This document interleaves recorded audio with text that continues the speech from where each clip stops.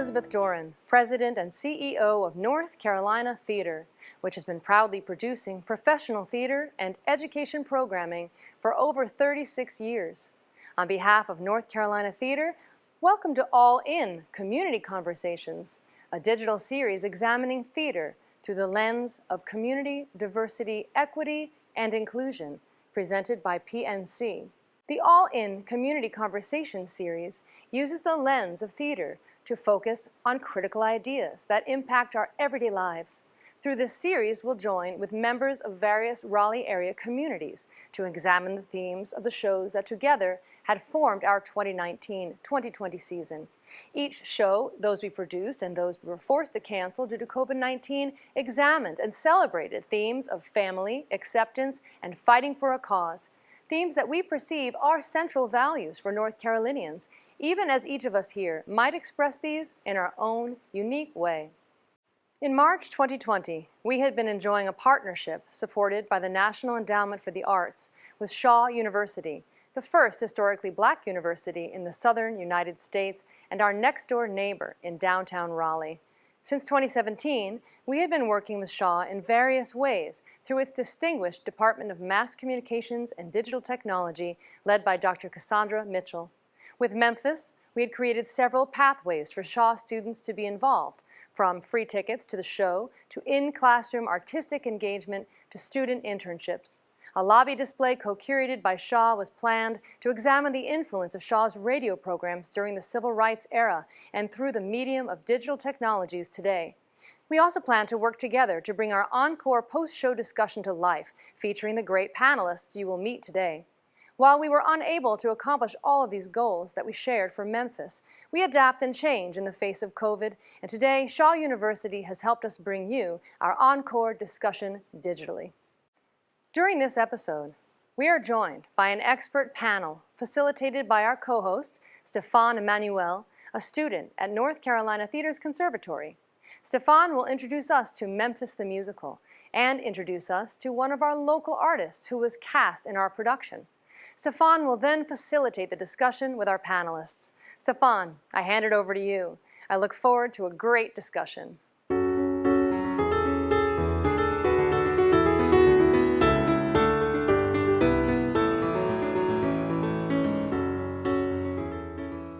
Thank you, Elizabeth. While NC Theater has canceled Memphis the Musical, we'd still love to introduce the show to you and then gather and talk about the ideas the show centers upon with an exciting group of people that Shaw University and NC Theater have brought together for this digital dialogue. Now, Memphis the Musical is a show that celebrates the theme of acceptance through the power of music. Through its placement in 1950s segregated Southern America, this universal theme becomes specific as it relates to Black and white interaction. In Memphis, we learned that acceptance is only a first step in society facing and changing systems that were originally devised to keep Black and white people apart. These systems still directly hurt African American communities today, but also, as research has shown, hurts all Americans. These systems provide the backbone of our democracy and American way of life, including education, healthcare, food, policing and incarceration, banking and affordable housing, and also music, arts, and entertainment. One of my personal favorite elements of Memphis the Musical is the theme of young people from all backgrounds coming together to defy these systems through music, dance, and joy. Through music, they exuberantly and powerfully refuse to tolerate the hypocrisies and hurtfulness of segregation. Now let's hear from our first actor, a North Carolina native who has been seen on NC Theater stages in Mamma Mia, Annie, and who was rehearsing with Memphis when we had to completely shut this phenomenal effort down just before it would have opened in March this year. Melvin, tell us about yourself. Hi, my name is Melvin Gray Jr., and I am from initially Henderson, North Carolina, but I am currently living in Cary, North Carolina. Tell us more about Memphis and the themes that might be applicable in today's world. So the story of Memphis follows a radio DJ named Huey Calhoun, who is a white man in Memphis, Tennessee, and he meets a young woman named Felicia Farrell, who is a Black club singer. And he, from the start, he sees so much potential in this woman, and he kind of decides to take her under his wing, and along the way, they fall in love. Now, in this time that the show is set in, it's not okay for a black person and a white person to be involved with one another in that way. And so they definitely go through hardships of trying to make their love work. And it's hard for them. And I don't want to give away too much just in case people haven't seen the show. But they go through some trials sometimes, and their love pushes them to things that they probably haven't experienced before. Like I said a little earlier, there is so much heart in this show. There is the idea of companionship,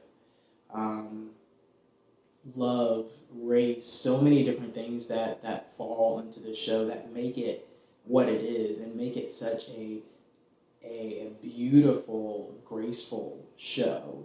It's got so much good music and dancing, but it doesn't shy away from the fact of the reality that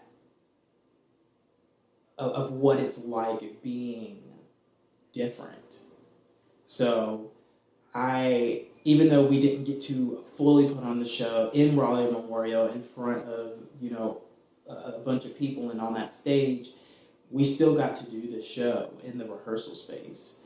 And I know that one day I will be able to do this show once again and be able to do it in its normal state that we all know of.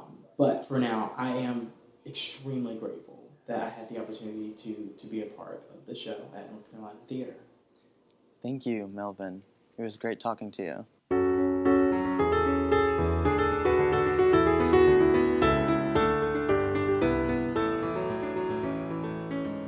Today, in partnership with Shaw University's Department of Mass Communications and Digital Technology, I'll be taking up the topic of empowerment through music as a catalyst for social change. And we'll think about how this theme connects with our region's social advancements as a people today. How does music inform and empower social change in America and in Raleigh right now? I'd like to introduce to you our guests, David Linton, Katie Wyatt, Shana Tucker, and Maxine Eloi. Hello, everybody. Would you Good please, afternoon. yes, would you please take a moment to introduce yourselves? We can start with Katie. Great. Thanks, Stephan. I'm Katie Wyatt. I'm the president and CEO of Sistema USA, which is a national association supporting programs inspired by the international movement of music for social change that began in Venezuela in the 1970s. Really excited to be here. That's awesome. And then David, why don't you go next? My name is David Linton. I am currently the program director of Jazz 91.9 WCLK in Atlanta, Georgia, owned by Clark Atlanta University. I also serve as the chairman of the Living Legends Foundation, a nonprofit 50C13 organization that preserves the legacy of Black music individuals and has an educational component. And I am a proud alum of Shaw University. I love it. All right, Maxine, why don't you go next, please? Hey there. I am an actor, writer, filmmaker, musician, and overall creative artist. I work as a teaching artist as well within the public school system and through North Carolina Theater Conservatory. And I am super happy to be here. It's great to have you. And then last but not least, Shawna. Hi, I am Shana Tucker. I'm the new executive director for Kidznotes, which is a music for social change organization that is based on El Sistema core principles. We offer orchestra, band, and choir programming to students in Durham, Raleigh, North Carolina, and Chapel Hill, North Carolina. Awesome. Congratulations. Thank you all so much for coming. And I'll introduce myself. My name is Stephan Emmanuel. I am a senior at Enloe Magnet High School. I'm also a student at the North Carolina Theater Conservatory, and an actor, dancer, all the things. So yeah, why don't we just go ahead and get started with the first question? So I'd like to ask you all, what is your relationship with music, both personally and professionally? And then this is connected to the theme of this entire conversation of All in terms of Memphis the Musical, which was North Carolina Theater's one of their shows in their bigger season. You know, we had to cancel those last 3 shows because of COVID-19, unfortunately. So we're kind of just doing this as a way to uh, still have that conversation of inclusion, you know, with different members of the community. So, you know, this first question is pretty straightforward. Yeah. So, Katie, please share with us first what your relationship with music is, both professionally and personally. Well, I consider myself very lucky in that the love of my life, which is music making, is what guides me personally and professionally. I play viola. I started in the 3rd grade at a magnet school where orchestra was included as part of the core curriculum for kindergarten through the 8th grade. And I learned in a public school setting. My family was in the military, and so we traveled a lot. And the viola was my way to make new friends in every community where we went, including when we traveled internationally and lived overseas. Music has really been the thread of access and cultural communication and learning and understanding one another. Through all of my lived experiences, and also the things that I've learned about in my pursuit of social justice and the power of the arts to give light and power and allow talent and potential to shine through in all people and in all individuals. And what music can do is offer a pathway. And I really think of it as like a torch or a light that you're starting, a flame that you can start in a field of candle wicks, is the image that I have in my brain, which is that there's talent and potential in all of us. And what people really need is that startup, that Absolutely. chance. Yes. I love that analogy of the candle. That's very well worded. And then, David, would you like to share how music plays a part in your life, both professionally and personally? Well, music has, personally, I think I've always been around music, just growing up. I'm a native of New York City. I was a kid I'm a boomer. I fell in love with radio as a listener, going to church. I can't sing, but I'm making noise all the time through my mouth. But music, which really led me to pursue, I found out that I really love broadcasting. And so, which led me to Shaw University, where I got my BA degree in mass communications. Did my graduate work at North Carolina Central, so I have a lot of North Carolina in me. And because of that, I was very blessed professionally. At one time, I was the general manager of Shaw's radio station, WSHA, which was the first Black FM radio station to serve the Raleigh-Durham community. 25,500 watts. It was a great piece of Raleigh history and broadcast history, and produced a lot of broadcasters that are across the world. I was able to also leave there, and I started the radio station at Elizabeth City State University, WRVS. That's like my child. I gave birth to that. And that station is still doing quite well and producing broadcasters. And then I left and I went to the music industry, and I served in a number of capacities as Senior Vice President at Capitol Records, Vice President at Arista Records, Vice President at Island Records, Warner Brothers. And I probably worked with some of the biggest artists of our generation: Prince, Whitney Houston, Aretha Franklin, Outkast, Tony Braxton, Usher, Puff Daddy. So music has been a part of my DNA, and it's just been professionally, it's been very, very good to me.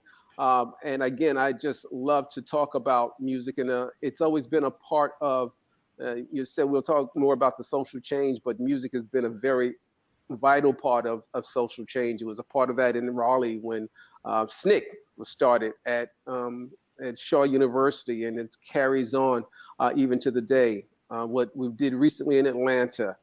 So we'll talk about that a little later as it relates to the current election and recount, which we're going through right now. That's all amazing. Yeah, it's amazing. And I think it's really interesting, and I'm very excited to talk more about this. But when we talk about music and the intersectionality of what music can be, I've had someone told me once that if music is just organized sound, then what can't be music? So even in terms of radio and mass communication and media, I think all of that also has a place in the conversation, and it's great to have you here, David. Thank you. So why don't we go right off to Maxine? Please share what part music plays in your life, both professionally and personally. Yeah, absolutely. So personally, I started playing the piano when I was 4. My parents are Haitian immigrants, so very first gen, like dove into all the extracurriculars, supposed to be doctor, lawyer situation. But I was very blessed to have parents who always just listened to a variety of music, from classical to Bob Marley to Les Miserables, like just the spectrum of just whatever they enjoyed to listen to. So it really grew up with an eclectic taste, and as I grew up, it kind of learned more about like my love for music, and I did band and played the flute and like did all that stuff. And, as I got older, I went to college. I got my BFA at Boston University in acting. And so I was super obviously focused on that. And I had never really quantified myself as, or really imagined myself as pursuing music professionally. I'd always been like, I'm an actor, I'm a filmmaker. This is my passion. This is what I want to do. But funnily enough, like over the past few years, due to a lot of social justice and social awakenings within my own life and in the world around me, I felt compelled to start writing music. And I felt like I had to say something about the world, and that maybe the way that I can connect and relate to music, growing up, maybe I can provide that for a young, person in the world, because there are things that I think are important to be said. And I wanted to be able to use my voice and my artistry to do that. So professionally, it's been pretty recent for me, but I've started 2 bands. I'm pretty ambitious, so I just go for it. One, which is my personal music, and then that I'm kind of focused about, my own personal struggles that kind of talk about the universal in a way. And then I have a protest band that specifically started with the BLM movement. So that is very garnered and very specifically focused to taking on the patriarchy, fascism, anti-racism, and all that kind of beautiful stuff. I love that. Kudos to you, for sure. I love how you spoke of using your own music as a form of communication. That's very powerful. And I feel like, especially with your protest band, even now, that's very relevant and impactful. And in your own form of protest, how you can use your own skills and talents to I guess strike that change. It's kind of like what Katie said about using that as an access to venture through life. So yeah, I love that. And then last but not least, Shawna, please share with us what relationship do you have with music and what it plays, both professionally and personally. Sure. There's so much overlap in our stories and our journeys. In no particular order, I am from New York as well, and I say that because when I was growing up in 80s and 90s, it was a given that like in 4th grade, everybody chose an instrument. That's it. It didn't matter. We didn't have, if there was a magnet school concept, I'm not familiar with it at that stage in my life. But I mention it because it was just a given. It wasn't a special thing. It wasn't an optional thing. It wasn't electives. It was like, we go down to the band room, and I really wanted to play flute. And by the time Miss Lori's class went down, there were no flutes. There were just violins. Probably some violas too, Katie. We just didn't know at the time. We just, it looked like this. We play like this. That's it. Yeah. But there were definitely violas left, I'm sure. but I just, I loved the concept of orchestra. I just don't think that the violin liked me very much because it was not a good situation. So when I got to junior high school, we had a whole bunch of violins in the orchestra and like two cellists. So I was like, y'all are sitting down. I want to play cello. And then like playing the cello and just where it hits the point of contact on your body and the low strings. And I was just like, this is so great. This is me. I have found my spirit animal. And for me, music and orchestra was very much like my friends who played sports. And they go to intramurals and they go to, whatever they're called, because I'm not really a sportsy person. But for me, that was Long Island String Festival and All County and All State and All Eastern, and just like wanting to always be around that music and have, symphonic music and orchestral music and chamber music just always around me. And it wasn't until I got to Howard University, that was the first time that I saw myself playing my instrument. So, and I didn't realize in that moment that I knew how much I needed to see another Black person playing, another Black woman playing cello, right? And playing it not just classically, but it was the Uptown String Quartet, and they went from a beautiful rendition of Duke Ellington's "Come Sunday" to "I Feel Good," James Brown, to a little bit of classical, and then they would just move and move, and just the music was so beautiful. And so in that moment, I realized that I didn't have any questions anymore about having to play cello classically, because I didn't feel like that was who I am as a musician. Who I am as a cellist, who I am now as a songwriter. And that was really the shift for me into realizing that that the music that we make, the music that we write, the music that we play, the music that resonates with other people is not, we don't have these little small boxes of, oh, that's a classical instrument, so you must only play classical on that instrument, And then the world started opening up for me when I could see that there were jazz cellists. That just like, it just shifted my whole world. And so let's see. I don't want to hog the mic. I do want to say that just quickly, like spaces in creating my own music, these overlaps of WCLK and Jamal Ahmad. Well, yeah. Yep. And Shaw University was the WSHA was the first place that played my CD when it debuted, and just the awareness of community and being able to reach out in these one-on-one conversations about how we can uplift music. And so now as professionally, as an executive director of a Music for Social Change organization that is primarily providing music instruction to young people who look like me, the concept of representation representation matters, and not just in how I play my instrument and the way that I show up in a professional artist way, but also how I show up in a leadership capacity, and just the way that and how I show up joyfully, and the way that we remind ourselves that joy is something that cannot be like, it cannot be held. You cannot be selfish with joy. It just, being able to say that and share that with our students is like, that is the best part of my job. So I'm gonna mute myself again because I feel like I've been talking a long time. I absolutely love that you said that.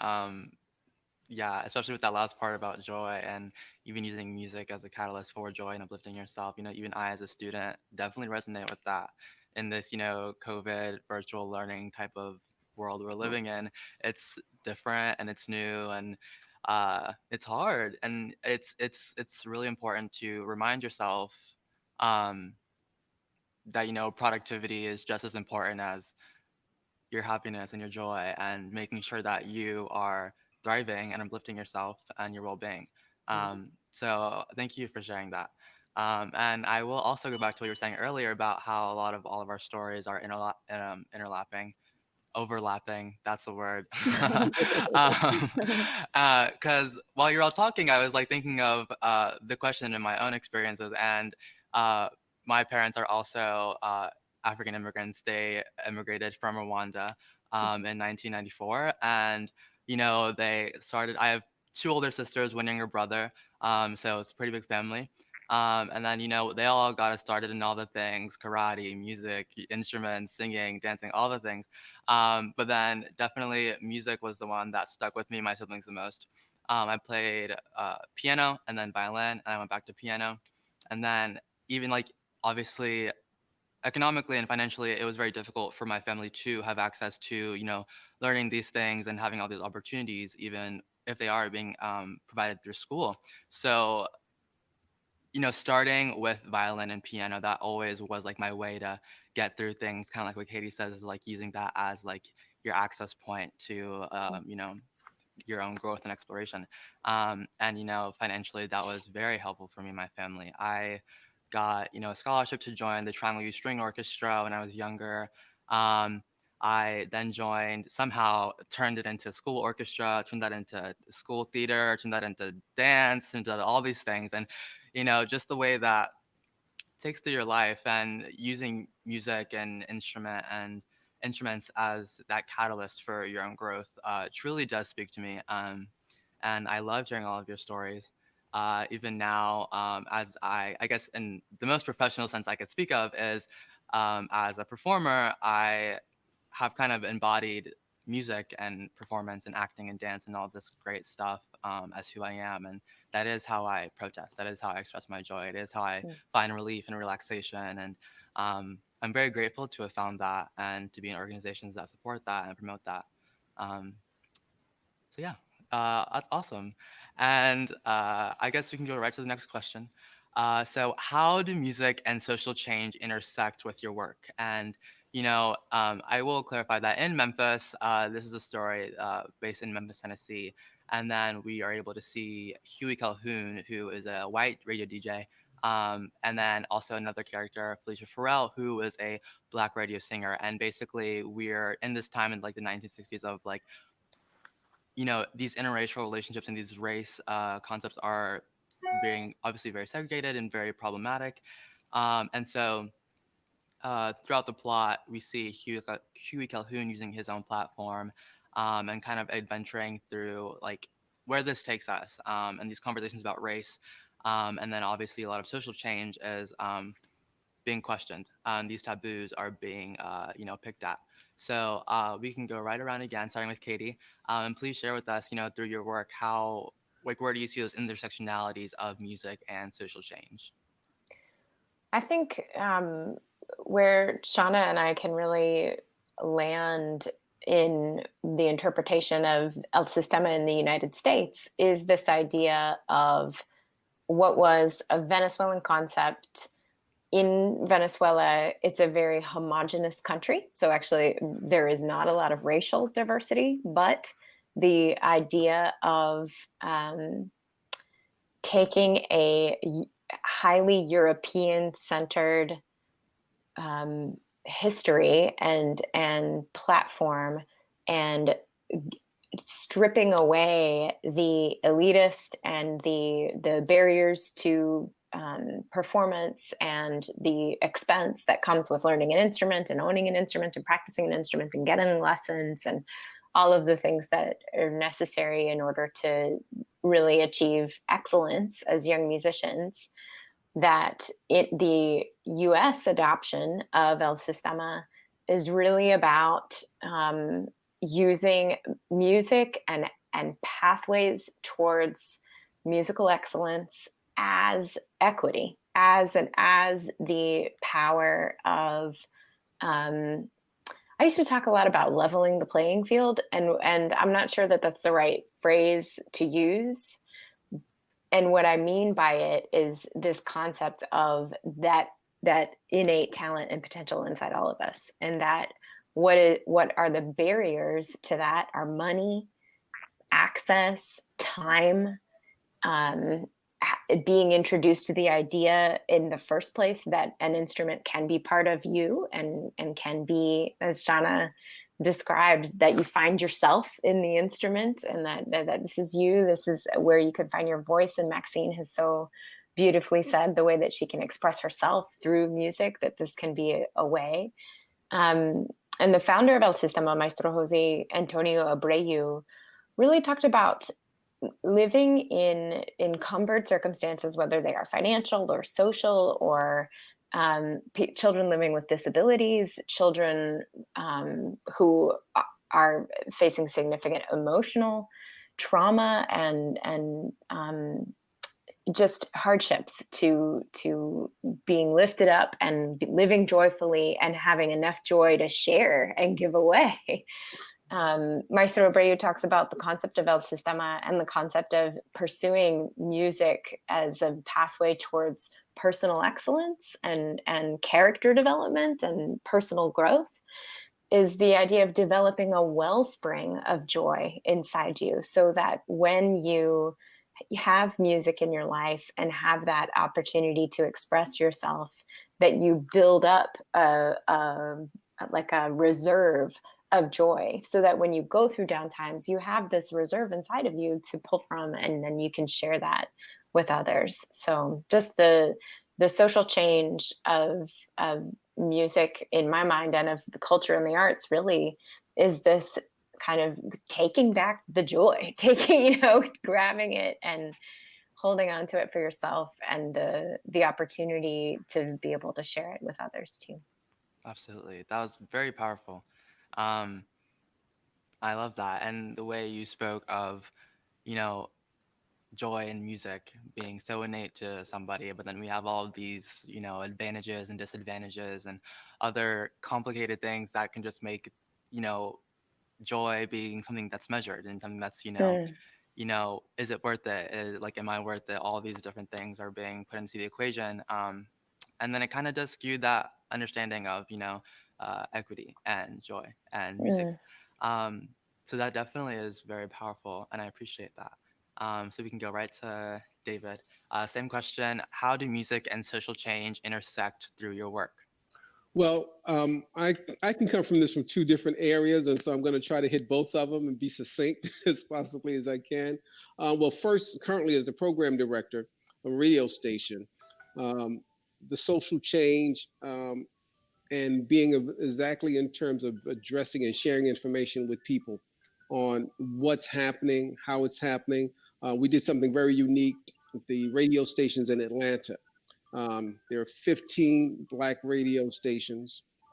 We all came together and we created a coalition called Black Radio United for the Vote. And we motivated and registered people, motivated people to get to the polls in the greater Atlanta area. It was the first time it's been done.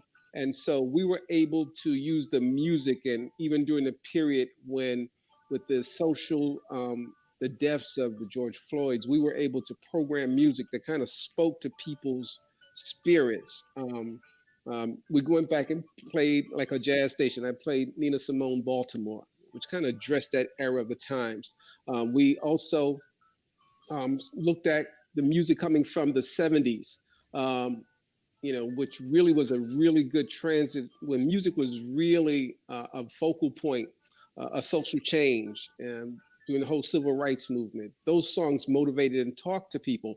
So those were songs that really helped people. Curtis Mayfield writing those kind of songs, James Brown saying below, I'm Black and I'm proud. Music has always had an integral part in social justice historically. This is just, it's always been a part of what we do. You guys are musicians. See, I'm not the musician. I'm on the business side. So what we try to do is make sure that it's your sound and your voice is being heard. On another front, I'm dealing now, I'm sort of bit in the meat. I've written several articles that were published by Huffington Post, Billboard magazine, and the Music Business Worldwide, addressing the social changes and the racism, like, let's call it what it is, inside music companies. that hold people back, not only from an executive standpoint, but even giving the resources to promote artists and their music. Some artists get more resources than the other. Why? And that's not, and this should not be. So we've been very, my work is very, like I said, I've been very involved in that. Just recently, I got a call from Billboard about something, and I won't say too much because by the time this airs, it'll already be out. But again, I've been very vocal about that because there's so many opportunities that music provides us. Music really it's the universal language, and music is two things. It's memories and emotions.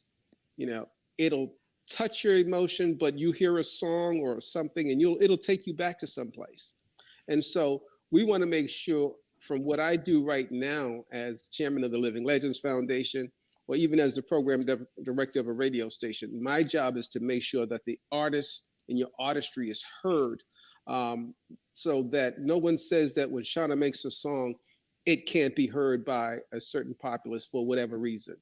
That's an expression that needs to be heard.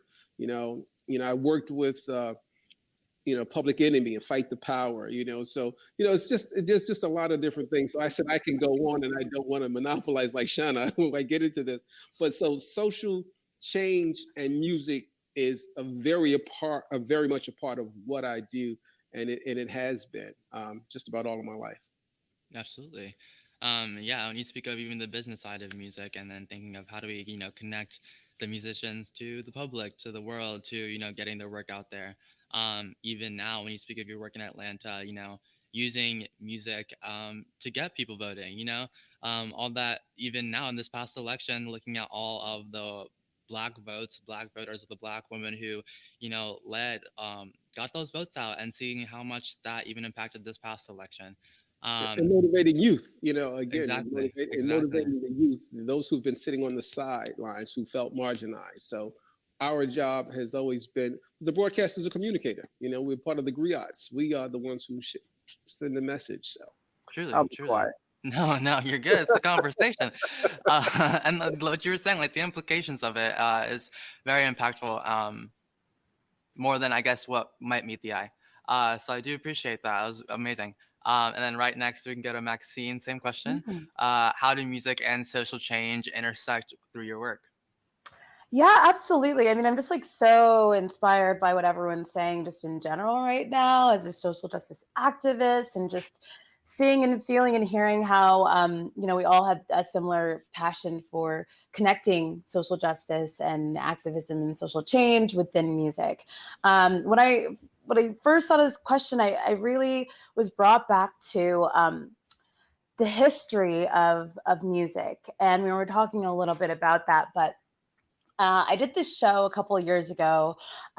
When I was a teenager, I was super into punk and emo music, super into that.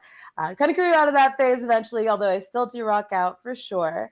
I was doing this show where I was in a 1980s punk band.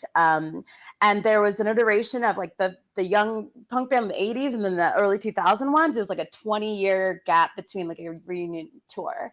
Long story short, learning about women in punk and the history of that, and how washed that history, whitewashed, man-washed that history has been, it really got me curious as to what other things in history, specifically music, have been co-opted, stolen, taken, not really elaborated on. And literally rock and roll was started by Black women, literally in slavery. People sang in order to get their message across to their people. The use of music throughout history to get your message, and the people that have used it maybe not have not always had the platforms and the opportunities, because people have come and stolen that, jazz and all of that stuff. So it's really, really fascinating to me when I look at social change and I look at the changes that we are still waiting to happen. We are still fighting to happen. We are still looking towards happening. and how deeply ingrained these systems have been that we are still at this point. So one of the things I really appreciate about music is there's more platforms and more opportunities and access for artists to share their work, whether or not they are on a big music label or not, which is a new, digital era type thing, which I think is going to help propel more people to get their message out there, and hopefully for there to be more diversity seen from the top down, from the executives to the people who are getting their work out there. And then last point I wanted to touch on was, I did talk about starting my own bands, and how that really helped me collaborating with my protest band and talking about the issues that we are passionate about. We're trying to brainstorm in COVID times to figure out how we can get our music out there, because we specifically want to be performing at rallies and performing at protests, and want to be a part of keeping the momentum going no matter how the election plays out. We know that there's still work to do. And then on a micro level, when I look at my work, my artistry, wanting to see more people like growing up, kind of what is it Shana was saying about, growing up and seeing people and they don't look like you, and you're like, wait, but that feels like something I feel compelled to do or I'm interested and curious about, but I'm not seeing myself being represented. So it is so important for me as a young Black woman in society to continue to show and the diversity and the beauty of that experience, express that, talk about that, and hopefully, bring some connection between people by talking about that. Yeah. So Absolutely. No, for sure.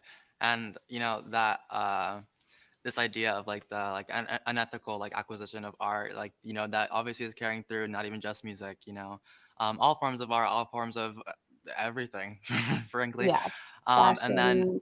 yeah, truly. Mhm. And when you're trying to find that out for yourself, you're asking those questions and doing the work, the research, that is benefiting yourself, also benefiting like the people coming behind you. So I mean, definitely keep pushing for that. That definitely is something that is very inspiring.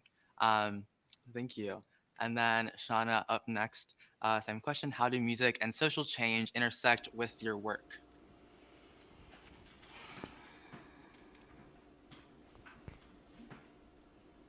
My pause is just like all of us. There's so much to say. I'm gonna try to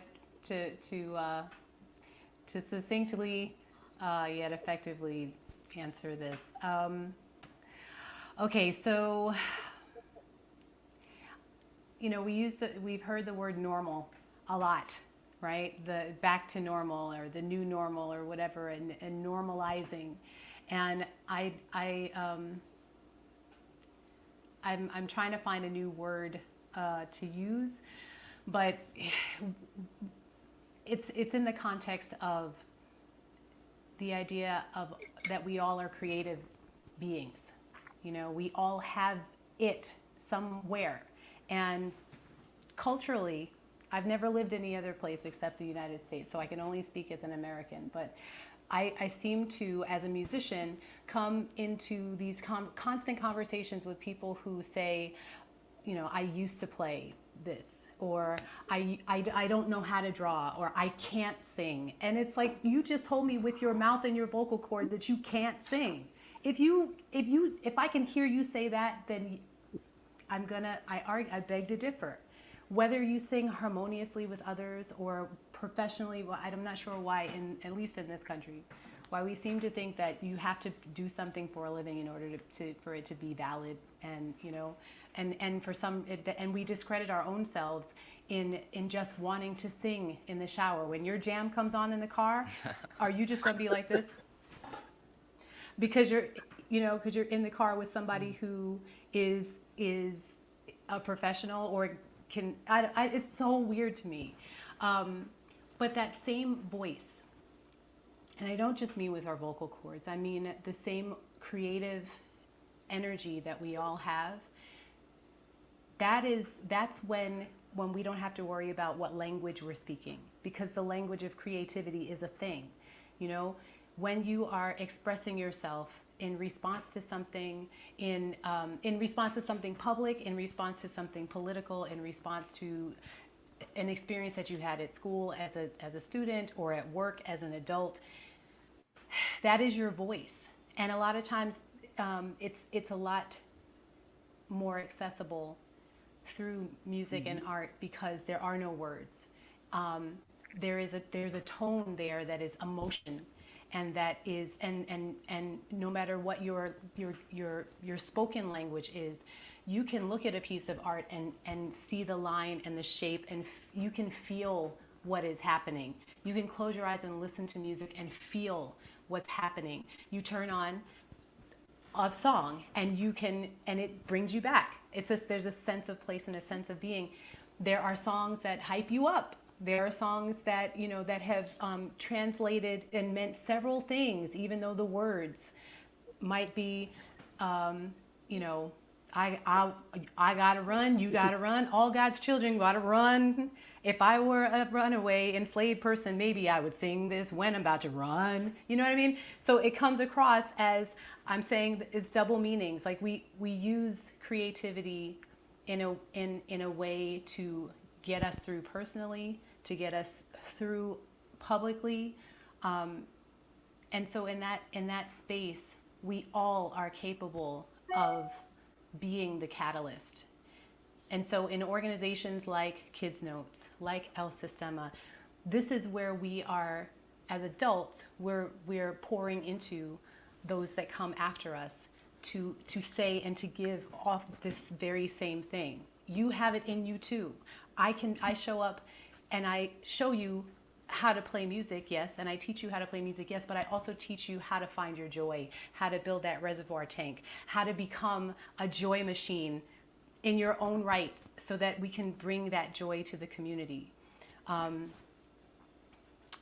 Last thing I want to say really quickly is that Zoom, this whole idea of showing up on, virtually, has been an incredible neutralizing force, because people from all over the world can access music that gatekeepers have historically said, oh, you're not gonna like that. Oh, well, because you look like this or look like this, then you have to listen to music that looks like this and looks like this. What the heck does music look like? Okay? I mean, it's just... Oh, I'm so glad you said that, because we're just been so embroiled in that same conversation. With this last conversation I alluded to with Billboard. I know this is supposed to, the conversational part, I am the broadcaster here. But you're right, that is so poignant what you said. Gatekeepers, I know when I was in place, I said that can be artistic. I mean, there needs to be places for it. But again, there is a place for everything. Yeah. So I'm sorry, but I had to. It's just to the point, to round the point of, we sometimes we like what we know, but a lot of times we don't know what we like, and what we like doesn't have to look like who we are. Who we are is here and here. It's not just the skin that surrounds us. And the more we start getting into those kind of conversations and tell our children that you like what you like, and discover new things, so that you can not only say, I like that, I don't like that, but why, Okay. Yeah. Moving. It's so much. I just want to add, it's also music and social justice. Yes. It's so much about freedom. It's about freedom to choose. It's about the freedom to play. It's about the freedom to express. I love I'm going to jump in for our next question, which is like, what kind of music do you like yourself? I love the music of our kids. They're composing their own music. That's the other thing that's happening during COVID, is the fear of like, am I going to mess up if I am practicing this music? And there's like a certain way to do something. Being your own producer, which is happening now as young musicians and music educators are all over the world trying to pivot and continue to teach music.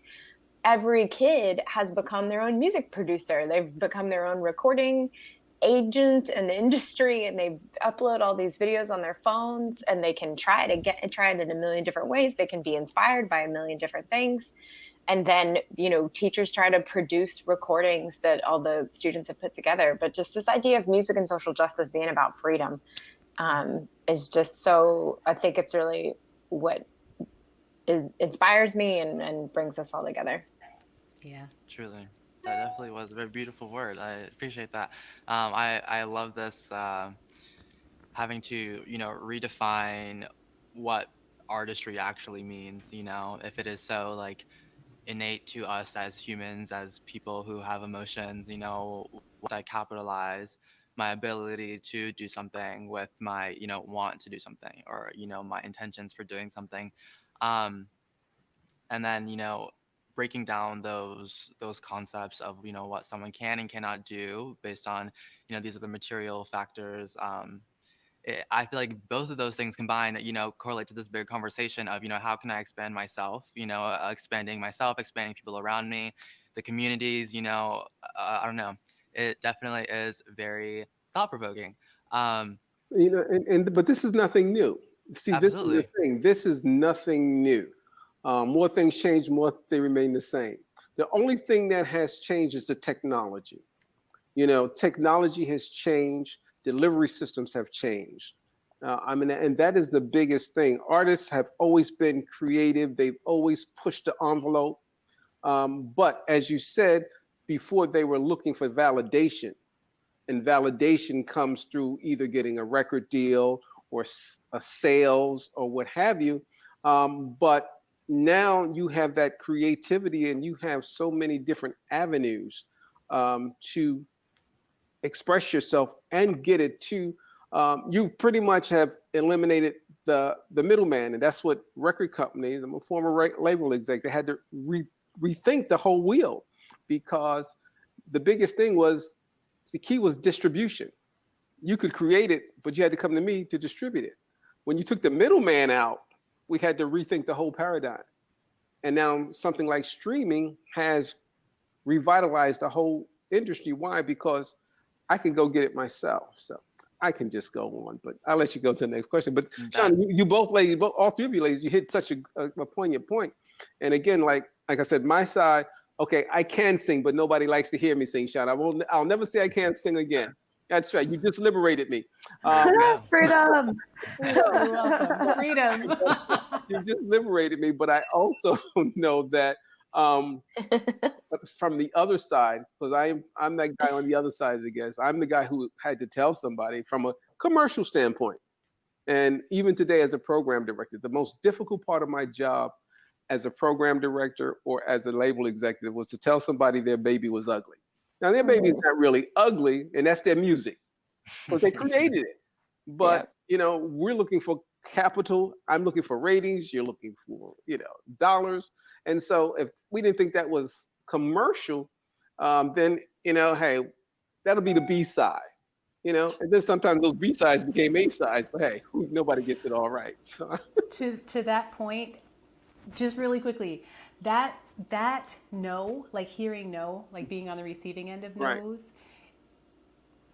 Someone at some point reminded me that just because it's not for them at this time, you got your tribe of folks. Exactly. Find your tribe, because the tribe is who is going to support what it is that you're doing and what you like. I mean, what is going to like what you're doing.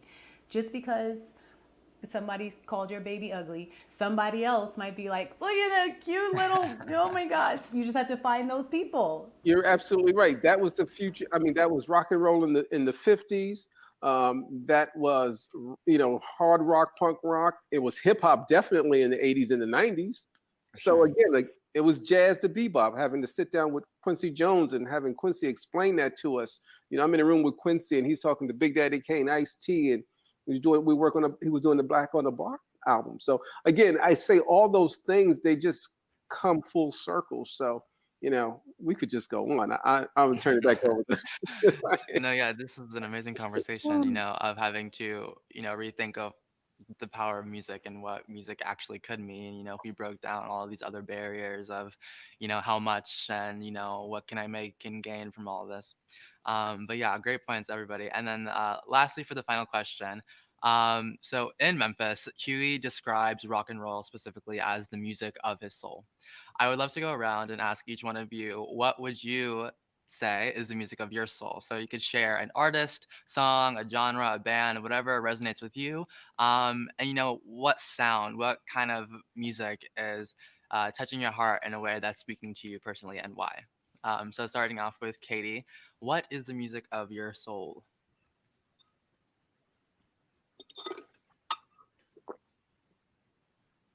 I'm muted. I'm muted because Technology. we're here at home. I shared this with the family, many family here, my team, that I'm a mom of a 2-year-old, and she's home too. So I'm often on mute because right now she's just woke up from her nap, and she's not a morning person. She's not a post-nap person.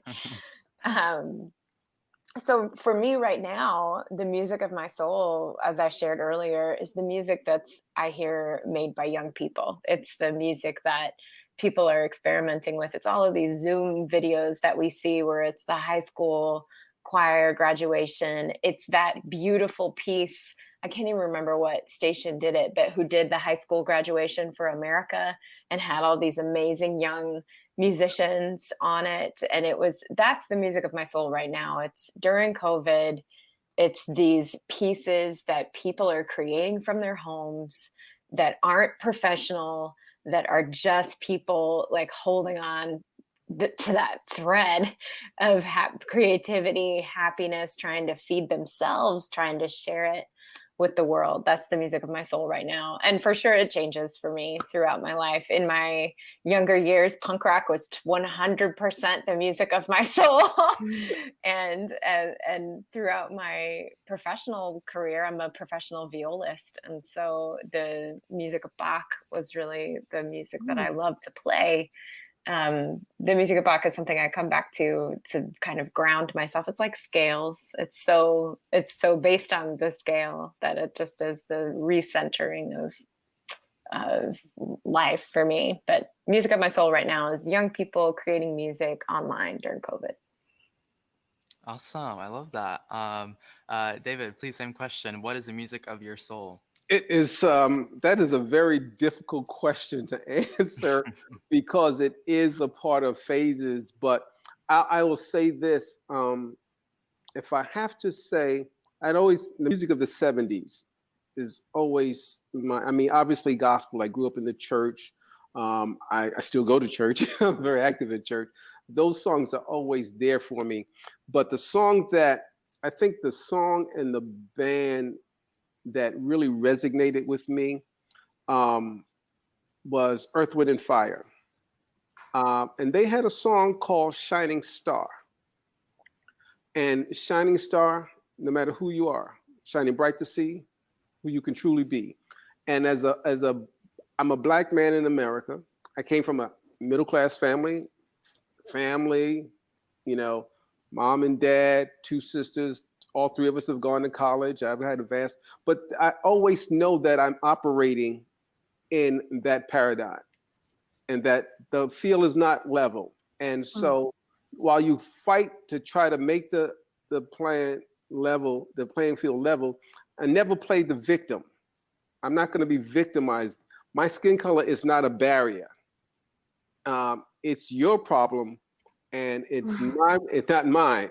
And so that song always spoke to me because it was positive. It said that no matter what, I could be whatever I wanted to be. And so that song, even when I was I would play that song every day before I left the dorm.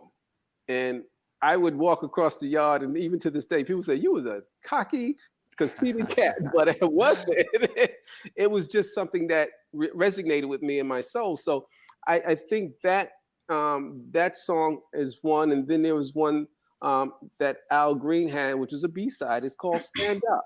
You got to stand up for something. You've got to be, and so those songs, that's the music that really resonates with me. Obviously, when I need a spiritual lift, there are songs that I go to for that. But when I say one song that really, motivates me, keeps me going, and no matter what, is that Earth, Wind, Fire song, because I know inside that I'm a shining star. Now, all my friends are going to kill me when they hear me say that, but hey, that's the truth.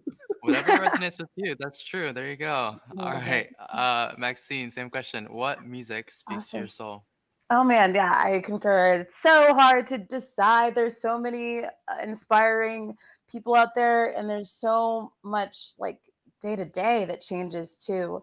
Uh, One of the things, actually, I would say one of my biggest inspirations right now, um, when I actually started playing music, starting writing my own music, I had very much like a rock sound, and I've always been into that. Um, but I noticed that a lot of the lyrics of the songs that I was listening to were all like kind of sad, growing up, or sad or angry or whatever. And kind of piggybacking off what David said, there's something about positivity and like resilience that I really connect to. And I think, especially when you are growing up as a Black person in America, taking a survivor mentality, trying to not let everything take you down. Sometimes you need a little bit of inspiration for that, and a little bit of a reminder. And Lizzo is someone who I super admire. And even when I was writing, like when I write my own songs, I always think, is there a way I can spin it positively? Maybe this song is about a really tragic thing, but if there's maybe this bridge is when it opens up to being like, wow, like actually it's going to be okay. Like, actually, like I got this. And that was definitely inspired by a lot of Lizzo's self-love, like conquering, just positive energy. And that is a lot of stuff that I resonate with and I want to put out to the world too. So that is my vibe right now. That definitely is very powerful. And when we what we were saying earlier about music being how we connect with memories and emotions. When you find a way to take those sad memories that might connote to something that isn't as positive or impactful, you are able to spin it in a more positive way and impact the listeners, people in that same way of because obviously there will be people going through that same thing or same feeling. So how can you use your work, your artistry, in a positive way? And I Yeah, appreciate that. absolutely. Because there's lessons that you learn, when you go through hard things. And it doesn't mean that you don't have to experience them or Right. that it's not okay to live in that space. But there's so many lessons that I've learned in my short life of like going through those hard times, that I've gotten a chance to have revelations and understandings and epiphanies that I'm so grateful for. And like they say, it's always like light us after the storm, like the sun comes out and you get to see after those dark times, what's really worth fighting for and like being hopeful for. So yeah. Absolutely. Absolutely. Thank you. And then lastly, Shawna, please share what is the music of your soul? First, I would just like to say that I'm so excited about being always the last person to hear, like to be asked the question, because this is just, I don't know, I'm feeling like I'm a guest, like not a guest, but like I'm in the audience, like yeah, oh yeah, like I'm trying to keep it together, but I like want to. That's part of why I muted myself, because I go a lot. So this has been a great show. So my great grandmother told me that you can make pretty much anything good from butter, sugar, flour, and eggs. Right, just those four things. And she's right. Like, if she only like would make like the pound cake thing, but that was like enough. For the longest time, I didn't even know that there was other cake besides pound cake, and so music that just speaks to my everything is anything that has a very simple composition. I love Bill Withers because he is the eternal master of complex simplicity, or simple complexity. Either way, however you put it, that is him. you know, the repetition is not annoying. It's necessary. And just when you thought you're going to hear it one more time, he goes to something else. And just when you're like holding on to that, he comes back with the repetition from the beat from the before. So anything that has like some very simple yet effective elements, and anything that has seconds, like this little the stress that asks a question, like that is unsettled to me in music, that when it ends on that, or when, you know, everything is fine and it's major, and then all of a sudden it goes, but what about this? But what if it's not? Music that does that, lyrics that do that, that say that make me, that just physically make me go like that. Anything that does that is you got me. I'm a feather. You could There you knock go. me over. And I love that, you know, when we think about, you know, the theory and like the small, like the rhetoric type of things of music, you know, we tie that back into the larger conversation of impact and importance of it. I think that also is very powerful. So thank you for sharing that. And I guess for myself, I would love to finish answering this question. What music speaks to my soul? And this might sound a little silly, but I will definitely have to say Beyonce, because when I was younger, you know, me and my siblings, my two older sisters especially, all kind of explored America, I guess, through music. You know, it was Cheetah Girls, it was Disney Channel, it was this and that. But Beyonce always was that one thing that, you know, always hit. And so, like, you know, as I've grown up, Beyonce's always been doing a lot of music, and impactfully, you know, she is a very philanthropic artist. She, you know, first Black woman to headline Coachella 2 years ago. You know, high work of HBCU students at Coachella, biggest music festival in the world. Uh, yeah, and incredibly talented. You know, you can't hate. Like, I really do love her work, and even just as a way to, you know, connect with my siblings and family and friends. She's amazing. But yes, thank you all so much. I know that we could probably continue this conversation for hours on end, and I would love to, but I will have to be wrapping it up now. Hope that you all have a great rest of your day, evening, and thank you for being part of this conversation with me.